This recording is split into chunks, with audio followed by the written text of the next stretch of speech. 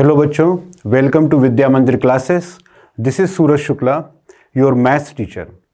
आज हम लोग रिवाइज करने वाले हैं मैथ्स का एक बहुत ही इंपॉर्टेंट चैप्टर डेफिनेट इंटीग्रेशन, जो आपके अपकमिंग 2024 जेईई मेन एग्जाम के लिए बहुत ही इंपॉर्टेंट है। ठीक है, तो चलिए स्टार्ट करते हैं कुछ क्वेश्चन से। तो देखिए, पहला क्वेश्चन है -1 to 1 d by d x of cot inverse 1 by x d x. ठीक है, अब हम सबको पता है कि integration is reverse process of differentiation. तो यहां पर कॉट इनवर्स एक्स का डेरिवेटिव लिखा हुआ है और फिर उसको इंटीग्रेट कर रहे हैं। तो इस इंटीग्रल का जो रिजल्ट आ जाएगा वो कॉट इनवर्स 1/x आ जाएगा। ठीक है, लेकिन इसमें क्वेश्चन में एक बहुत इंपॉर्टेंट बात है जो हम लोग मिस कर जाते हैं।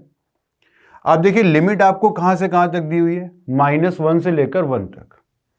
और -1 से लेकर 1 तक एक नंबर ऐसा आएगा x इज इक्वल टू 0, जहां पर 1/x क्या हो जाएगा, नॉट डिफाइन हो जाएगा। ये फंक्शन नॉट डिफाइन हो जाएगा। तो जब भी कोई फंक्शन हमारे लिमिट्स के अंदर नॉट डिफाइन हो रहा हो तो हमें उस लिमिट्स को दो पार्ट्स में ब्रेक कर लेना चाहिए। ठीक है, तो देखते हैं इस क्वेश्चन को कैसे करेंगे। अब इस क्वेश्चन को आप लिख लेंगे -1 to 0 d by d x of cot inverse 1/x d x plus 0 to 1 d by d x of cot inverse 1/x d x. ठीक है, देखिए, अब जैसे हम -1 से 0 जा रहे हैं तो 0 पर तो ये फंक्शन डिफाइन नहीं होगा, तो यहां पर हम 0 माइनस लिमिट लिख सकते हैं।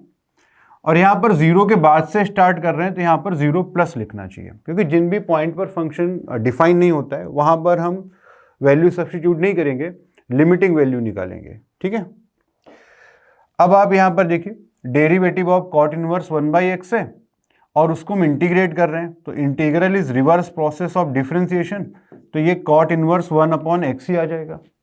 अब इसमें हम लिमिट्स पुट कर देंगे फ्रॉम -1 to 0 माइनस, प्लस यहां पर भी कॉट इनवर्स x का डेरिवेटिव है और फिर उसको इंटीग्रेट कर रहे हैं, तो आंसर यहां भी कॉट इनवर्स x आएगा, कॉट इनवर्स 1/x, और लिमिट्स डालेंगे 0 प्लस से लेकर 1 तक।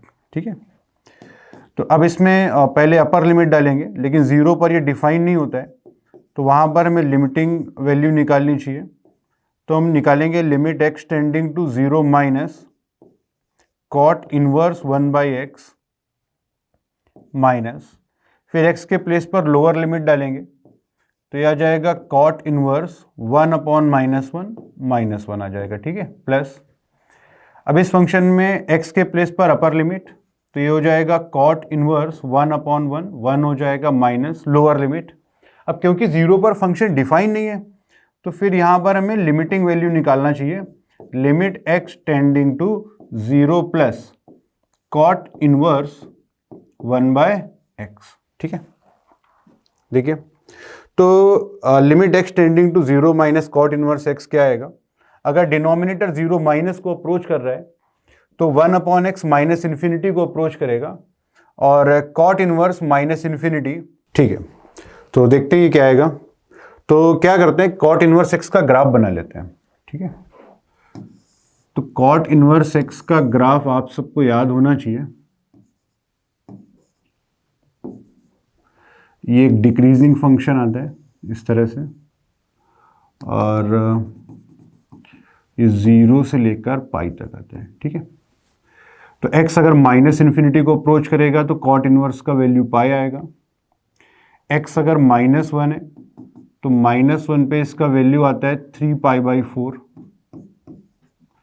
0 पे आता है π/2 और 1 पे इसका वैल्यू आएगा π/4। ठीक है, तो देखते हैं भी कौन कौन सी वैल्यूज आ रही थी। Cot inverse limit x tending to 0 minus cot inverse x 1/x, तो अगर x 0 माइनस को अप्रोच करेगा तो 1/x माइनस इन्फिनिटी को अप्रोच करेगा, और कॉट इनवर्स के अंदर अगर -इन्फिनिटी आएगा तो आंसर आ जाएगा पाई। ठीक है, minus cot inverse -1, cot inverse -1 आता है 3π/4, then cot inverse 1, cot inverse 1 is π/4 and limit x tending to 0 plus cot inverse 1/x। तो x अगर 0 प्लस को अप्रोच करेगा तो 1/x प्लस इन्फिनिटी को अप्रोच करेगा, और कॉट इनवर्स के अंदर x अगर प्लस इन्फिनिटी को अप्रोच कर रहा है तो कॉट इनवर्स किधर को अप्रोच करेगा, 0 को। ठीक है, तो ये हो जाएगा पाई माइनस ये 2π/4, तो ये पाई माइनस π/2, π/2 फाइनल आंसर हो जाएगा। ठीक है, तो ये एक बहुत ही इंपॉर्टेंट क्वेश्चन था और बहुत ही इंपॉर्टेंट कॉन्सेप्ट है इसमें। कई बार हम लोग इसका direct answer cot inverse 1/x लिखकर लिमिट्स पुट कर देते तो रॉन्ग आंसर आ जाता। ठीक है, तो ऐसे पॉइंट्स पर आपको ध्यान देना चाहिए जहाँ पर जो इंटीग्रैंड है जिसको हम इंटीग्रेट करने वाले हैं वो नॉट डिफाइन हो रहा हो। ठीक है, चलिए कुछ और क्वेश्चंस करते हैं। तो यहाँ पर क्वेश्चन है कि इंटीग्रल पार्ट ऑफ x² को इंटीग्रेट करना है और लिमिट आपको दी हुई है 0 to 2.4। तो इंटीग्रेट करने से पहले आपको ग्रेटेस्ट इंटीजर फंक्शन का साइन हटाना पड़ेगा, और ग्रेटेस्ट इंटीग्रल का वैल्यू आप तभी निकाल सकते हैं जब x दो कॉन्जिक्यूटिव इंटीजर्स के बीच में ब्रेक हो रहा हो। ठीक है, तो हमें यहां पर लिमिट्स को इस तरह से ब्रेक करना पड़ेगा कि x² दो कॉन्जिक्यूटिव इंटीजर्स के बीच में आए। तो एक तो हम x को 0 से स्टार्ट करेंगे, 1 तक ले सकते हैं। अगर आप x को 0 से 1 तक लोगे तो x² 0 आ जाएगा। ठीक है,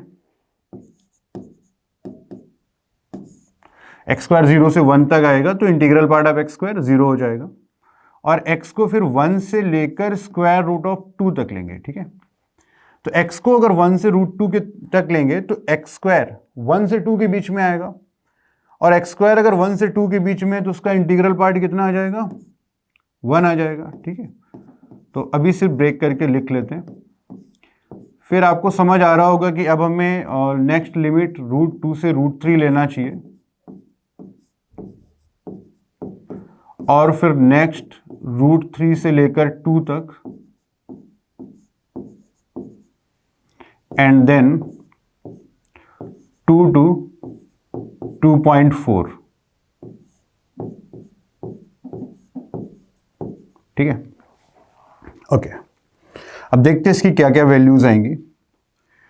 अब x अगर 0 से 1 के बीच में है, x² 0 से 1 के बीच में होगा तो ये 0 आ जाएगा, और 0 का तो डेफिनेट इंटीग्रल 0 ही हो जाता है, प्लस x अगर 1 से 2 के बीच में है तो x अगर 1 से √2 के बीच में है तो x² 1 से 2 के बीच में होगा, तो इसका इंटीग्रल पार्ट 1 आ जाएगा, और 1 का इंटीग्रल हो जाएगा x। लिमिट्स पुट कर देंगे 1 to √2, प्लस x अगर √2 से √3 के बीच में है तो x² 2 से 3 के बीच में होगा, और उसका इंटीग्रल पार्ट 2 हो जाएगा, और 2 का इंटीग्रल 2x आ जाएगा। लिमिट्स पुट कर देंगे फ्रॉम √2 to √3।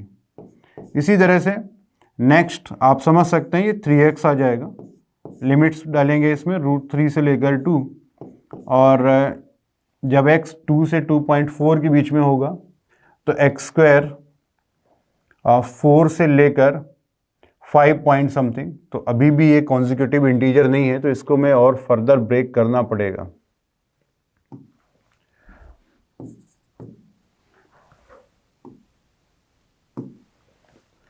तो यहां से हमें 2 से लेकर ये √5 तक लेना पड़ेगा, क्योंकि 2 का स्क्वायर 4 होगा और √5 का स्क्वायर 5 हो जाएगा, और एक और इंटीग्रल लिखना पड़ेगा आपको √5 से 2.4 तक, क्योंकि 2.4 का स्क्वायर 5 से बड़ा होता है। ठीक है, ठीक है, तो अब यहां पर देखिए x अगर 2 से √5 के बीच में है तो x² 4 से 5 के बीच में होगा, तो उसका इंटीग्रल पार्ट 4 आ जाएगा, और 4 का इंटीग्रल आप जब करोगे तो ये 4x हो जाएगा। फिर लिमिट्स डाल देंगे 2 to √5।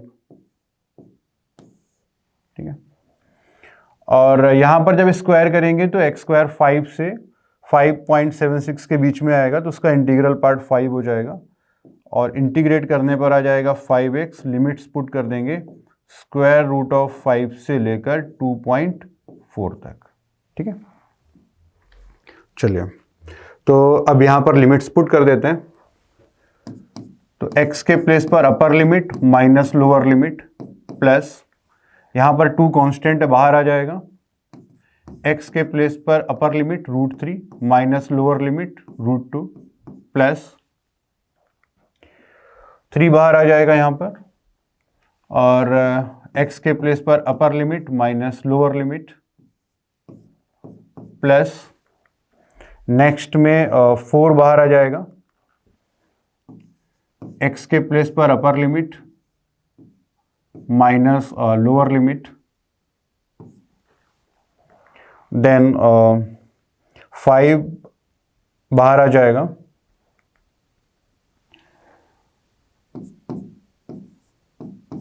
और x के प्लेस पर upper limit minus lower limit 2.4 minus √5, ठीक है।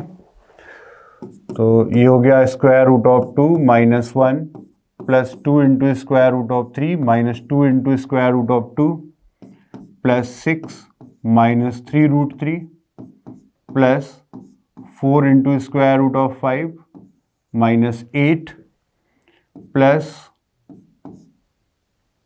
ये 12 आ जाएगा माइनस 5√5, ठीक है। ओके, तो स्क्वायर रूट ऑफ 2 पहले नंबर्स देख लेते हैं। -1 plus 6 plus 5 plus 5 and minus 8 और माइनस 3 प्लस 12 9, ठीक है। Now square root of 2 minus √2 minus √2 आ जाएगा, 2√3 माइनस 3√3 माइनस √3, 4√5 और माइनस 5√5 माइनस √5, ठीक है। तो ये आ जाएगा इंटीग्रल। अब क्वेश्चन में ये आपको दिया हुआ था alpha plus beta √2 gamma √3 delta √5, तो ये आपको गिवन था alpha plus beta √2 plus gamma √3 plus delta √5, ठीक है। तो यहाँ से अगर आप कंपेयर करें तो alpha is 9, beta is -1, gamma is -1 and delta is -1, ठीक है। आपसे वैल्यू पूछा गया था alpha plus beta plus gamma plus delta, तो हो जाएगा 9 -1 -1 -1 -3, 6 आंसर आ जाएगा। 6 इज द राइट आंसर, ठीक है। तो इस तरह से इस प्रॉब्लम को सॉल्व करेंगे, इसका आंसर 6 हो जाएगा, और ये 2023 में पूछा भी गया था क्वेश्चन, ठीक है। चलिए कुछ और कॉन्सेप्ट्स करते हैं। अब ये एक बहुत ही इंपॉर्टेंट कॉन्सेप्ट है। अगर आपको इंटीग्रल दिया है a to b fx dx, ठीक है, तो आप यहां पर x को रिप्लेस कर सकते हैं a plus b minus x d x, ठीक है। इसको कुछ लोग किंग्स फॉर्मूला भी बोलते हैं, ठीक है। तो इस पर बहुत सारे क्वेश्चंस आते हैं, तो चलिए ये क्वेश्चन भी इसी पर बेस्ड है, इसको ट्राई करते हैं। तो क्वेश्चन दिया let f x be a function satisfying f x plus f of pi minus x equal to pi square, एक ही रिलेशन दिया हुआ है, ठीक है, इसको यूज कर लेंगे। और फिर आपसे इंटीग्रल पूछा जा रहा है, integral 0 to pi f x sine x d x, ठीक है। तो देखते हैं, तो आपको इंटीग्रल निकालना है 0 से pi f x sine x d x. इस इंटीग्रल को आई एज्यूम कर लीजिए, ठीक है। अब यहां पर बताइए, आप x को रिप्लेस कर सकते हो lower plus upper limit minus x, तो x पाई माइनस एक्स से रिप्लेस हो जाएगा into sine pi minus x d x, ठीक है। i is equal to 0 to pi f of pi minus x. अब देखिए आपको यहां पर दिया हुआ था कि f x plus f of pi minus x, ये कितना था, पाई स्क्वायर था, तो f of pi minus x को क्या लिख सकते हैं, pi square minus f x, ठीक है। तो इसके प्लेस पर लिख देंगे pi square minus f x, और साइन 180 माइनस थीटा, ये साइन थीटा होता है, ठीक है। तो यहां से i इज इक्वल टू आ गया 0 to पाई, ठीक है, pi square sine x dx minus integral 0 to pi fx into sine x dx। ठीक है, अब यही देखिए आई तो इसको वापस से हम i से रिप्लेस कर देंगे, तो आ जाएगा i is equal to pi square, constant है इस इंटीग्रल में, पाई स्क्वायर को बाहर ले लेंगे और साइन एक्स का इंटीग्रल आ जाएगा cos x minus cos x. Limits put कर देंगे 0 टू पाई, और ये जो सेकेंड इंटीग्रल है ये तो हमारा i है। ठीक है, तो इसको i लिख देंगे। अब ये i उधर जाकर ऐड हो जाएगा, 2i इज इक्वल टू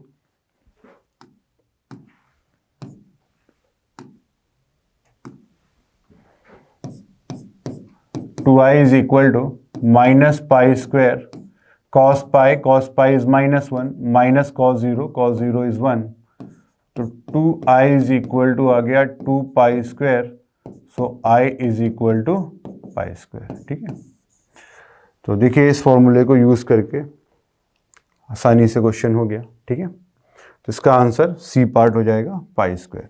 ठीक है, एक और ऐसा सिमिलर क्वेश्चन देखते हैं, ये भी 2023 में पूछा गया था। एक और क्वेश्चन है, ये क्वेश्चन भी आया था, तो इस क्वेश्चन को आप नोट कर लीजिए और इसको आप ट्राई करिए।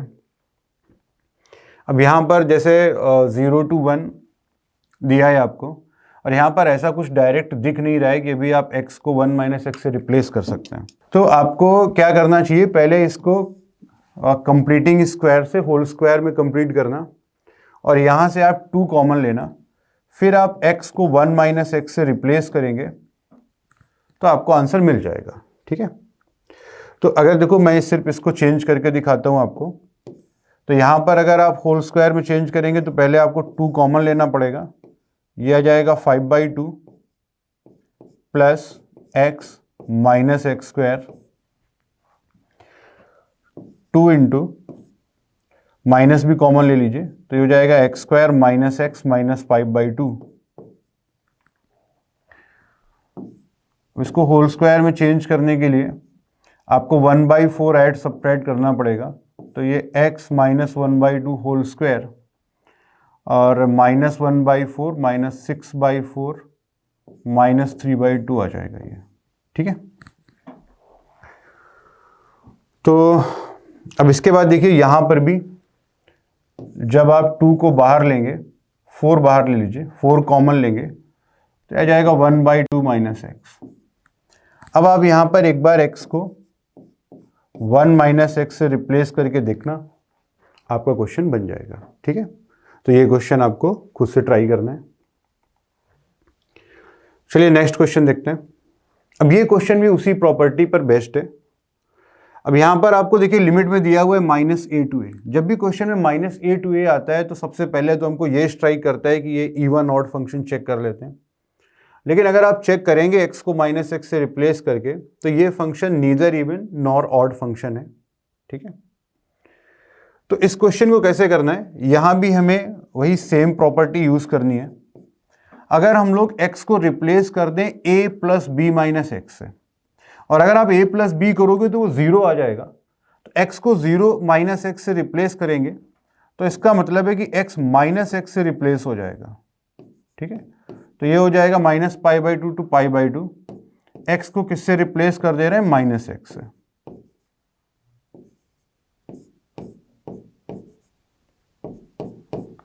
इंटू, और यहां पर अगर x को माइनस एक्स से रिप्लेस करोगे तो साइन में माइनस साइन बाहर आ जाता है, लेकिन ऊपर इवन पावर है तो वो प्लस ही हो जाएगा। उसी तरह से डिनोमिनेटर में भी माइनस साइन से रिप्लेस करने पर कोई फर्क पड़ेगा नहीं, कॉस के अंदर तो वैसे भी माइनस साइन बाहर आता ही नहीं है। ठीक है, अब यहां पर आप इसको पॉजिटिव करिए, पावर को नीचे लेकर जाएंगे तो i इज इक्वल टू हो जाएगा -π/2 टू π/2, ये आ जाएगा 2023 raise to x upon 1 plus 2023 raise to x। ठीक है, इसको डिनोमिनेटर में ले गए, एलसीएम लिया, ऊपर चला जाएगा, आप सिंप्लीफाई करके देख सकते हैं, into sine raise to 2024x upon sine raise to 2024x plus cos raise to 2024x dx। ठीक है, तो ये आ गया अभी चेंज करने के बाद। और हमारा जो ओरिजिनल क्वेश्चन था वो क्वेश्चन था -π/2 to π/2 1 upon 1 plus 2023 raise to x into sine raise to 2024x upon sine raise to 2024x plus cos raise to 2024x dx। इसको इक्वेशन 2 ले लीजिए, इसको रिलेशन 1 ले लीजिए और दोनों को ऐड करके देखिए। तो जब आप दोनों इंटीग्रल्स को ऐड करोगे तो लेफ्ट साइड में आ जाएगा 2i इज इक्वल टू, ठीक है, और लिमिट सेम है तो एक ही इंटीग्रल में लिख सकते हैं -π/2 टू π/2। जब आप ऐड करेंगे तो ये जो ट्रिग्नोमेट्रिक पार्ट है ना, ये तो कॉमन आ जाएगा, दोनों में सेम है। और ये जो पार्ट है यहाँ पर देखिए डिनोमिनेटर सेम है तो न्यूमरेटर भी ऐड हो जाएंगे।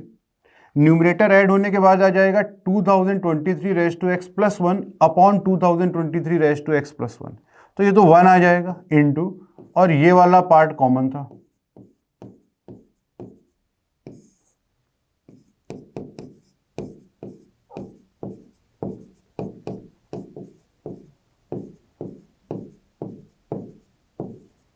ठीक है, ओके, तो अब ये इंटीग्रल रिड्यूस होकर ये बन गया। अब यहां पर फिर से वही -e टू a है लिमिट, और कुछ फंक्शन है जिसको इंटीग्रेट करना है। तो जब भी -a टू a होता है तो मैं एक बार ये चेक जरूर करते हैं कि इवन है या ऑड है। तो x को अगर -x से रिप्लेस करेंगे तो हम चेक कर भी चुके हैं कि ये इसमें कोई चेंज नहीं होता है, यही फंक्शन आ जाता है। इसका मतलब ये एक इवन फंक्शन है, और अगर ये फंक्शन इवन है तो बाहर हम लिख सकते हैं 2 टाइम्स 0 से π/2 sine raise to 2024x upon sine raise to 2024x plus cos raise to 2024x dx। ठीक है, तो अब ये देखिए 2 और 2 तो कट जाएगा। अब हम लिख सकते हैं इसको i इज इक्वल टू, ठीक है। अब यहां पर देखिए x को फिर से π/2 - x से रिप्लेस कर सकते हो। तो x को अगर हम π/2 - x से रिप्लेस कर देंगे तो साइन 90 - थीटा क्या हो जाएगा, कॉस थीटा हो जाएगा। तो न्यूमरेटर में आ जाएगा, रिप्लेस करने के बाद में x को π/2 - x से रिप्लेस करने के बाद में आ जाएगा ये sine 90 - theta is cos theta. तो हो जाएगा cos raise to 2024x upon, यहां भी साइन था जो चेंज होकर कॉस हो जाएगा, और कॉस 90 - थीटा साइन थीटा हो जाता है। ठीक है, dx। तो एक ये नया रिलेशन मिल गया, इसको रिलेशन 4th ले लेते हैं और इसको रिलेशन 3 ले लेते हैं। अब आप क्या करिए, इन दोनों रिलेशंस को ऐड कर दीजिए, देखिए ध्यान से। तो दोनों रिलेशंस को अगर ऐड करेंगे तो i और i, ये हो जाएगा 2i, 3 + 4 कर दिया, इज इक्वल टू, यहां भी 0 से π/2 है, इधर भी 0 से π/2 है, तो एक ही इंटीग्रल के अंदर हम लिख देंगे। डिनोमिनेटर देखिए यहां पर 4th इक्वेशन में, और 3rd में भी दोनों का डिनोमिनेटर सेम है, न्यूमरेटर ऐड हो जाएंगे। तो न्यूमरेटर में यहाँ पर साइन है और यहाँ पर कॉस है, तो दोनों ऐड होकर डिनोमिनेटर के इक्वल ही आ जाएंगे, तो ये 1 dx आ जाएगा। तो 2i इज इक्वल टू 1 का इंटीग्रल x हो जाएगा, लिमिट्स पुट कर देंगे 0 से π/2, तो 2i इज इक्वल टू आ जाएगा π/2 and i is equal to π/4। ठीक है, तो इस क्वेश्चन का करेक्ट आंसर होगा π/4। ठीक है, तो ये भी क्वेश्चन लास्ट ईयर आया हुआ है। ठीक है, तो ऐसे कुछ और क्वेश्चंस ट्राई करते हैं। अब ये देखिए, आपने एक ये प्रॉपर्टी किया होगा कि इंटीग्रल 0 से 2a f of x dx। ठीक है, तो देखिए अगर आप x को 2a माइनस एक्स से रिप्लेस करते हो, x को रिप्लेस कर दो 2a माइनस एक्स से, और वापस अगर f ऑफ x आ जाए तो इसको आप लिख सकते हैं 2 टाइम्स 0 से a f of x dx, ठीक है। लेकिन अगर x को 2a माइनस एक्स से रिप्लेस करने पर minus times f of x आ रहा है तो इस इंटीग्रल का आंसर क्या आता है? 0, ठीक है। अब ये एक बहुत स्टैंडर्ड क्वेश्चन है ना, और कुछ लोग इस रिजल्ट को याद भी रखते हैं। 0 to π/2 log sin x dx क्या आता है? Minus π/2 ln2। अगर आप इस वैल्यू को याद रखते हो तो बहुत सारे क्वेश्चंस में आपको बहुत सारा काम बच जाएगा आपका, ठीक है। तो पहले इसको सॉल्व करते हैं। तो देखिए इसको i ले लीजिए आप, 0 से π/2 log of sin x dx, ठीक है। तो यहां पर हम x को रिप्लेस कर देंगे π/2 माइनस एक्स से।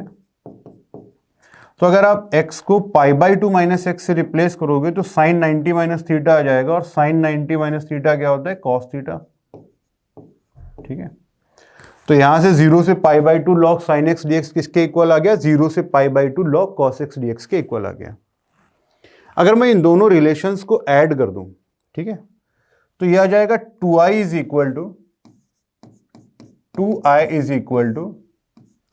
0 to π/2 log sin x plus log cos x dx, ठीक है।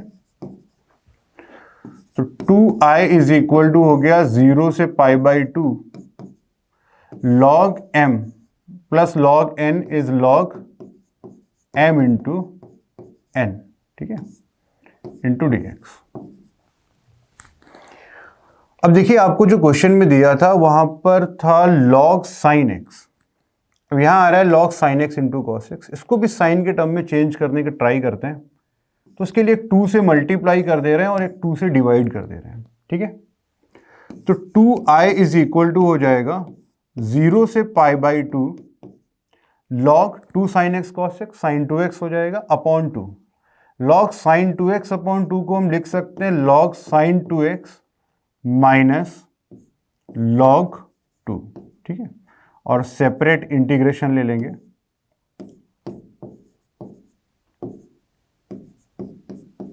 ठीक है, तो ये 2i इज इक्वल टू आ जाएगा।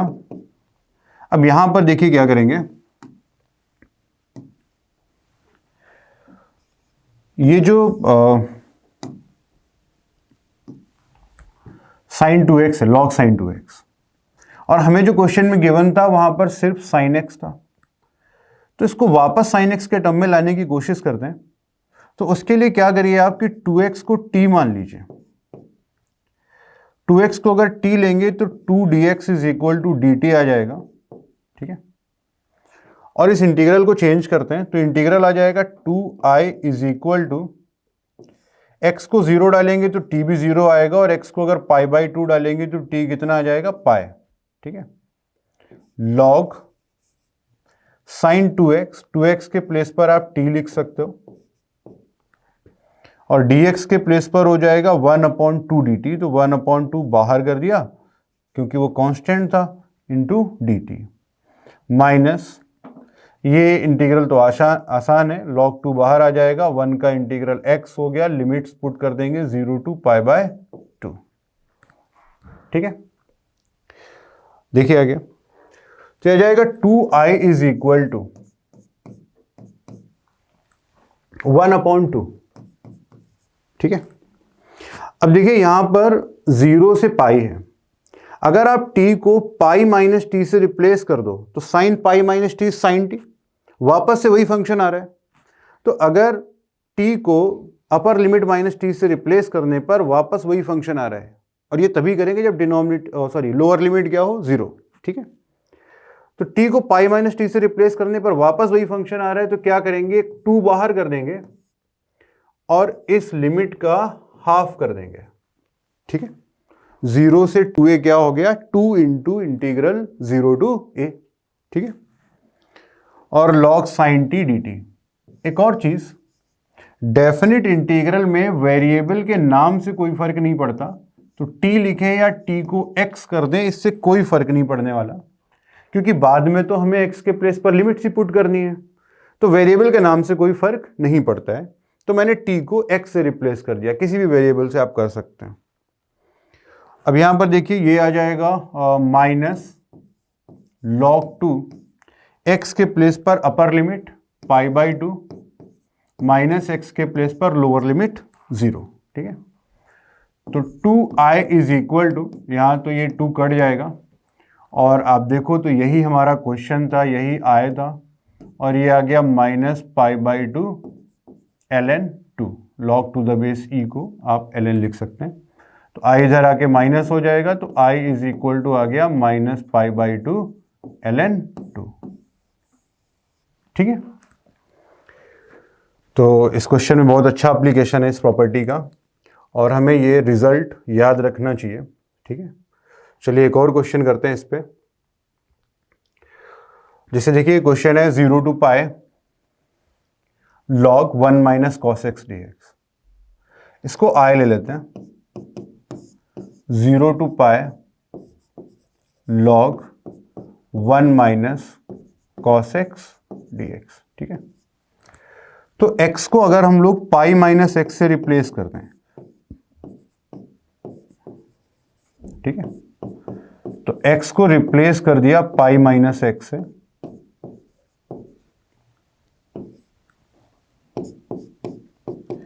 तो हो जाएगा 0 to π log to the base e 1 minus cos 180 minus theta is minus cos theta, तो ये प्लस साइन आ जाएगा cos x dx।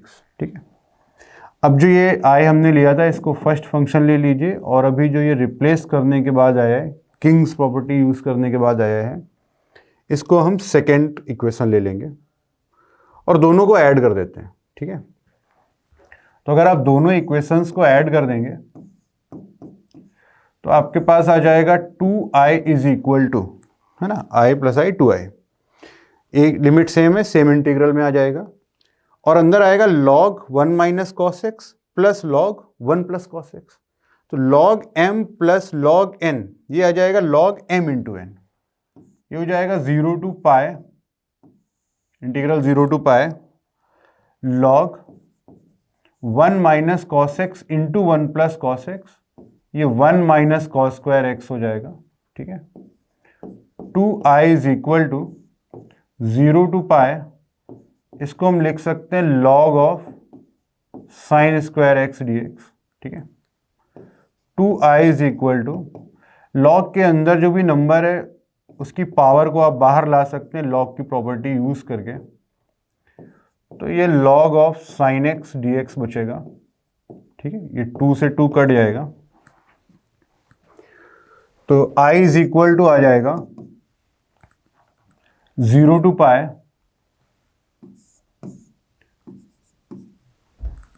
log sin x dx।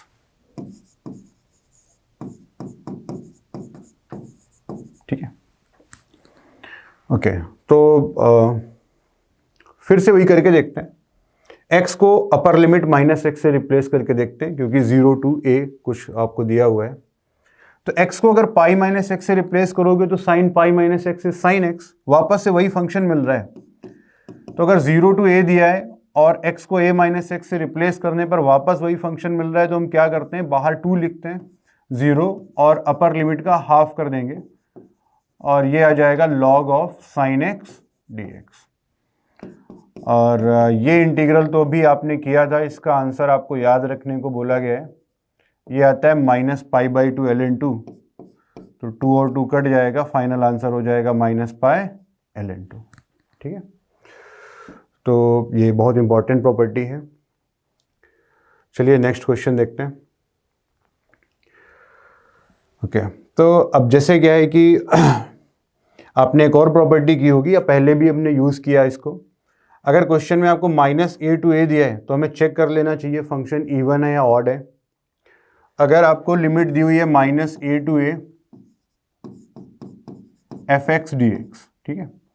इसका आंसर आ जाएगा 2 times 0 to a F x d x if fx is even. Fx is even means f of minus x is equal to f of x, और इस integral का answer आएगा 0 if fx is odd.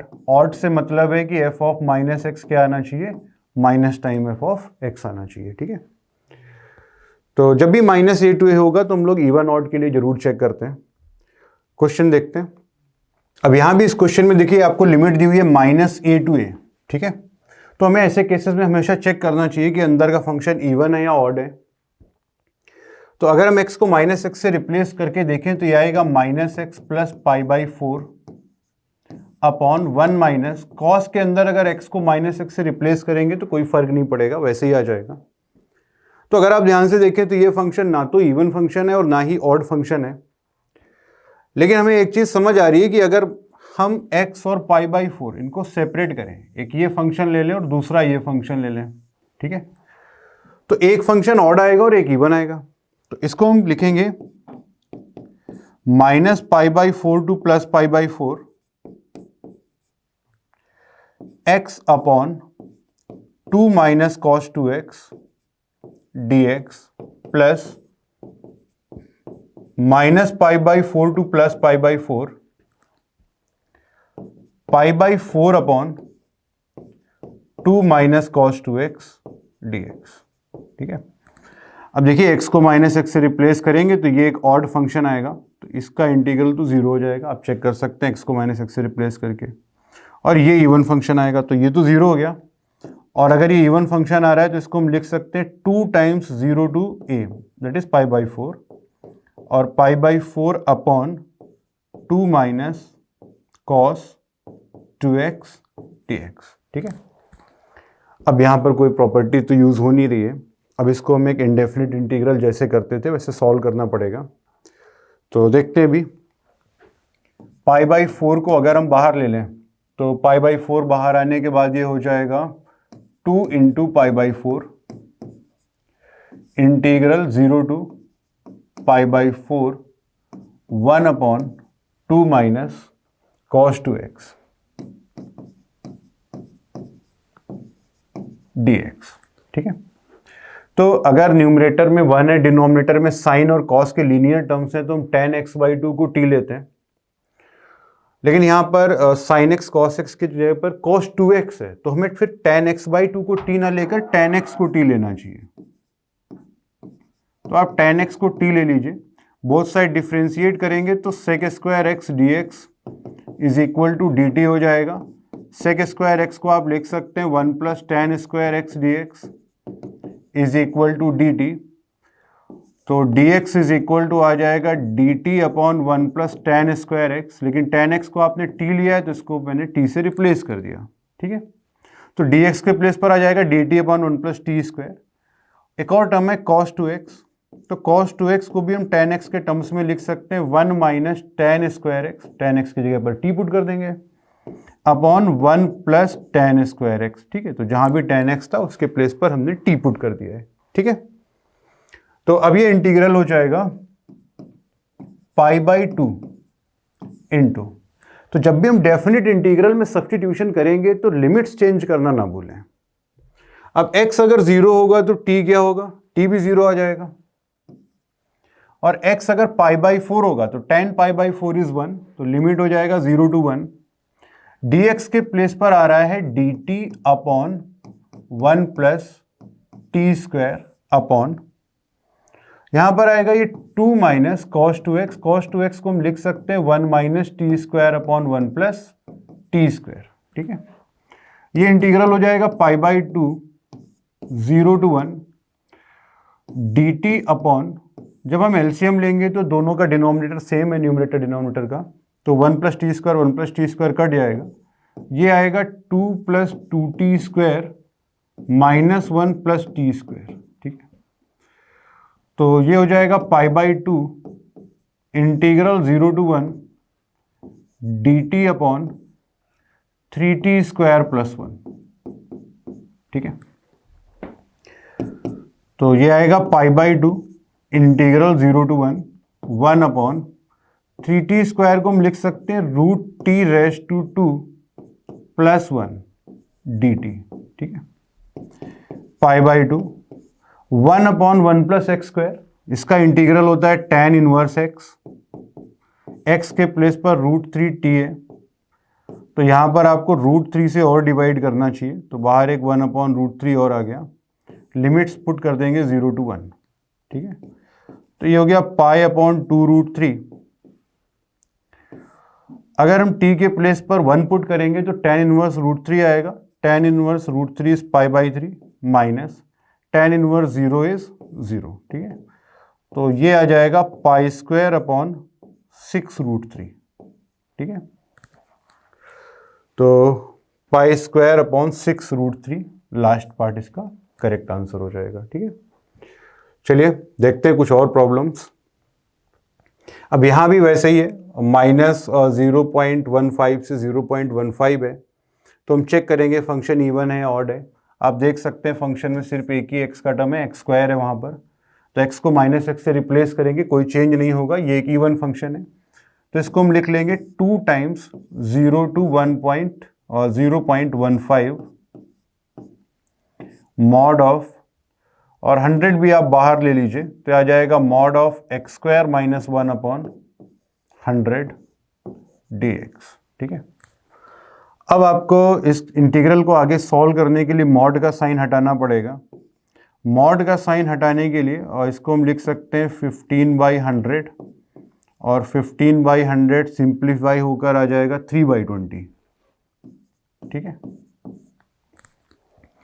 और यहाँ पर mod के अंदर आएगा x - 1/10 इंटू x + 1/10 dx, ठीक है। तो अगर हमें मॉड का साइन हटाना है, क्योंकि इंटीग्रेट करने के लिए आपको मॉड हटाना पड़ेगा, तो हमें अंदर के फंक्शन का साइन बनाना चाहिए। साइन मतलब वो फंक्शन कब नेगेटिव होगा और कब पॉजिटिव होगा, ठीक है। तो पहले तो ये देख लेते हैं कि कब कब 0 होगा। उन नंबर्स को हम नंबर लाइन पर रिप्रेजेंट कर देंगे। -1/10 और +1/10 पे 0 होगा, क्योंकि x के कोफिशिएंट्स पॉजिटिव हैं, तो सबसे राइट में प्लस का साइन लेते हैं, फिर माइनस और फिर प्लस। ये सब आपको पता ही है साइन बनाना किसी भी फैक्टर का। अब देखिए x 0 से लेकर 3/20 तक है, ठीक है। तो 0 तो यहाँ आ जाएगा कहीं, और 2/20 इज 1/10, तो 3/20 आगे आएगा, ठीक है। तो अब हमें इस इंटीग्रल को दो पार्ट में ब्रेक कर लेना चाहिए, 0 से 1/10 और 1/10 से लेकर 3/20 तक, ठीक है।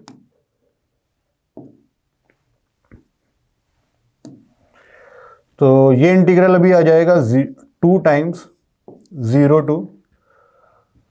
to 1/10। अगर हम 0 से 1/10 तक लेंगे तो इस इंटरवल में ये फैक्टर कैसा है, नेगेटिव आएगा। तो मॉड किस साइन से हटाएंगे, माइनस साइन के साथ। क्या जाएगा, minus times x² - 1/100 into dx, plus ये 2 इधर भी मल्टीप्लाई होगा जाके, और 1/10 से लेकर अब कहाँ तक इसको ब्रेक करेंगे, 3/20 तक।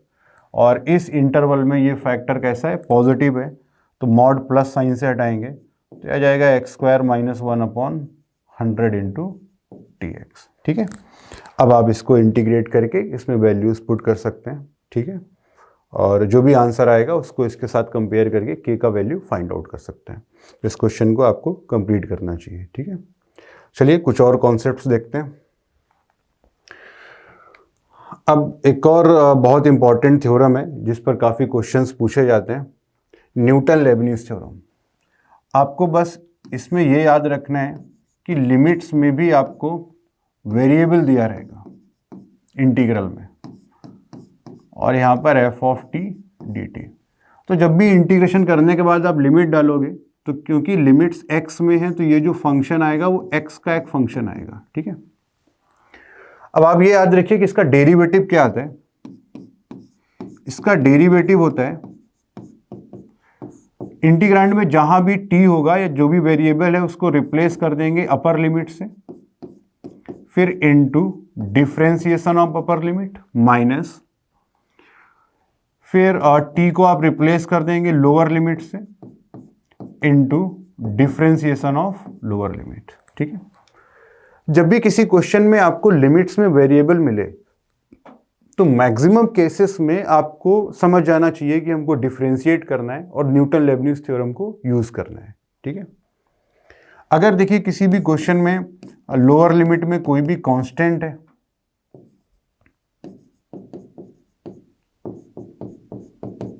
ठीक है, और अगर आप इसको डिफरेंशिएट करते हो इस फंक्शन को, तो वेरिएबल के प्लेस पर अपर लिमिट आ जाएगा into differentiation of upper limit आ जाएगा। ठीक है, माइनस बाद वाला पार्ट तो जीरो ही हो जाएगा, क्योंकि जब लोअर लिमिट को आप डिफरेंशिएट करोगे तो ये आंसर जीरो आ जाएगा। ठीक है, तो बहुत इंपॉर्टेंट कॉन्सेप्ट है, इस पे भी क्वेश्चन करके देखते हैं। तो जैसे आपको एक क्वेश्चन दिया हुआ है, the minimum value of the twice differentiable function f x is equal to. अब इस फंक्शन में आप देखिए कि एक इंटीग्रल दिया हुआ है 0 to x है, इंटीग्रल में वेरिएबल है, तो कहीं ना कहीं न्यूटन लेबनीज थ्योरम का यूज होने वाला है। ठीक है, और ऐसे बहुत सारे क्वेश्चंस आए हुए हैं प्रीवियस ईयर्स में, तो ठीक है, इसको ट्राई करते हैं। अब देखिए इस क्वेश्चन में हम न्यूटन लेबनीज थ्योरम यूज करेंगे, लेकिन उसके पहले देख लेते हैं कि जो इंटीग्रांड है उसमें x और t दोनों के टर्म्स हैं। तो ऐसा जब भी प्रॉब्लम हो तो आपको कोशिश ये करनी चाहिए कि x और t के टर्म्स को सेपरेट कर दें, क्योंकि इंटीग्रल t के रिस्पेक्ट में है तो x का टर्म कांस्टेंट टर्म हो जाएगा और उसको हम इंटीग्रल के बाहर ले सकते हैं। ठीक है, तो चलिए इसको थोड़ा सा चेंज करके लिखते हैं। F x is equal to 0 to x e raise to x into e raise to minus t लिख देते हैं इसको, और ये हो जाएगा f dash t d t minus x square minus x plus 1 into e raise to x. ठीक है, अब देखिए ये इंटीग्रल t के रिस्पेक्ट में है तो e रेस टू एक्स क्या हो गया, कांस्टेंट हो गया। e रेस टू एक्स को आप बाहर ले सकते हैं, तो f x is equal to e raise to x integral के बाहर आ जाएगा, ये हो जाएगा 0 to x e raise to minus t f dash t d t minus x square minus x plus 1 into e raise to x. ठीक है, अब आप इसको डिफरेंशिएट कर दीजिए यूजिंग न्यूटन लेबनीज थ्योरम, तो इधर आ जाएगा f dash x is equal to, अब यहां पर दो फंक्शंस हैं, दो फंक्शंस का प्रोडक्ट है। First function e raise to x को मान लेंगे और ये भी एक एक्स का फंक्शन है, इसको सेकेंड फंक्शन मान लेंगे। ठीक है, तो देखिए क्या आएगा, तो दो फंक्शंस का प्रोडक्ट है, डिफरेंशिएट करेंगे तो first function e raise to minus x into differentiation of second. अब देखिए इसको जब आप डिफरेंशिएट करोगे तो कैसे करेंगे, टी को जहां भी टी है टी को रिप्लेस कर देंगे एक्स से, तो ये आ जाएगा e raise to minus x into f dash x.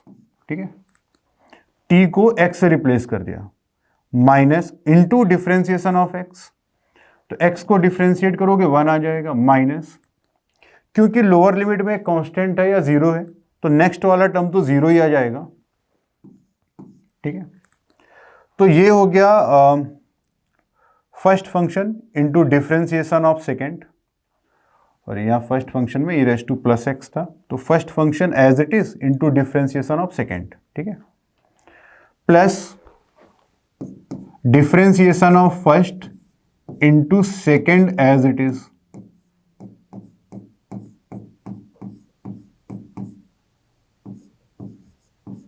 ठीक है, माइनस, अब यहां भी जब डिफरेंशिएट करेंगे तो यहां भी दो फंक्शंस का प्रोडक्ट है, first function into second function, तो ये आ जाएगा minus differentiation of first, x square का डेरिवेटिव 2x और x का derivative 1 into second function as it is, plus first function minus x plus 1 into differentiation of second, तो e raise to x का derivative e raise to x ही हो जाएगा।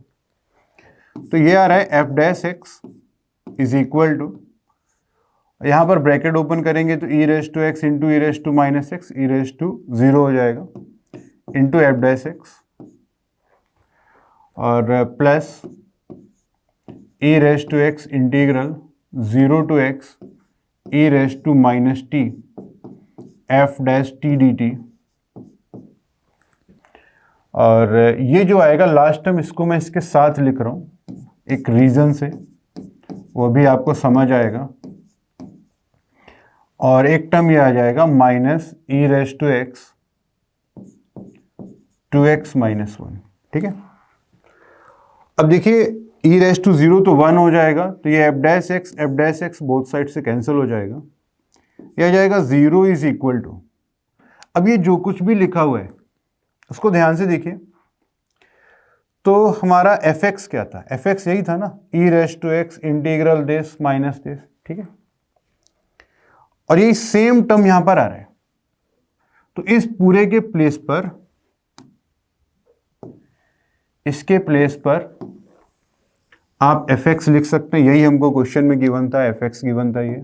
ठीक है, तो ये पूरा एफ एक्स हो जाएगा minus e raise to x into 2x minus 1। तो यहां से f x is equal to आ जाएगा e raise to x 2x minus 1। ठीक है, एफ एक्स आ गया। अब एफ एक्स आ गया तो आप सारी चीज़ें निकाल सकते हैं। तो इसका मिनिमम वैल्यू निकालना था हमको, ट्वाइस डिफरेंशिएबल फंक्शन है, तो अगर मिनिमम वैल्यू निकालना है आप इसको डिफरेंशिएट कर दीजिए, मिनिमम मैक्सिमम वैल्यू के लिए डिफरेंशिएट करते हैं तो आएगा first function differentiation of first into second as it is plus first as it is into differentiation of second. तो यहाँ से f dash x is equal to आ जाएगा e raise to x 2x plus 1। ठीक है, तो अगर आप एफ डैश एक्स का साइन बनाएंगे तो एफ डैश एक्स 0 आएगा सिर्फ -1/2 पे, और x जब भी -1/2 से ग्रेटर होगा